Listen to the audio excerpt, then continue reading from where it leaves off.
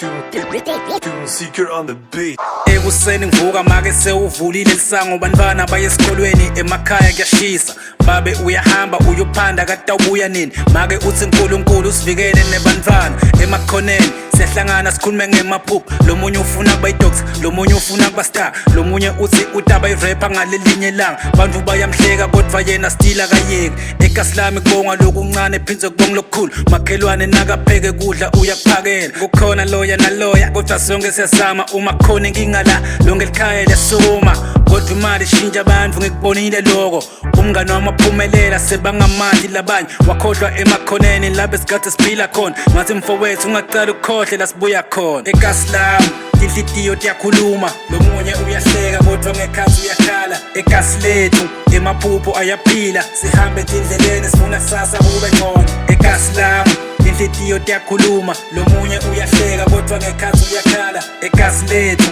emaphupho ayaphila sihambe endleleni sifuna sasa kube ngcono ngabona ukawa tsanza intombi ngenhlitiyo yonke beka nganayo nemali wanikela ngelitsandvo intombi yathi imali akuyona yonke into kodwa ngekuhamba kwesikhathi ukawa wamshiya yathi intombatana seyifuna wemoto nemali wasala yedwa untanga wafunza ngelitsandvo kanzi lomunye umngane wakhe wathi ungaphele amandla sebenzisa buhlungu bakho wakhe likusasa ukawa wamba ibhuku nelipeni wabhala ngelikasi ebusuku uyabhala emini uhambe emaseshini bantu bebathi uyaphupha kasoze waphumelela kodwa yena wathi mdali wasathi isifiso sami kancane kancane ingoma yakhe baqala bayithanza abantu basekasi baqala kuyicula emakhoneni lo wake wahleka waqala kubonakala story sakhe saphenduka sifundwa kubantu basekasi nami ungangikhoboza ungibuke la ngikhona khona buka la ngiyakhona ungabuke la ngikhona khona mina ngivela phasi kodwa ngibheke etolo uma ngiwa ngiyasukuma angihlali phasi ngoba likasi lisifundisa ukuthi la akukholula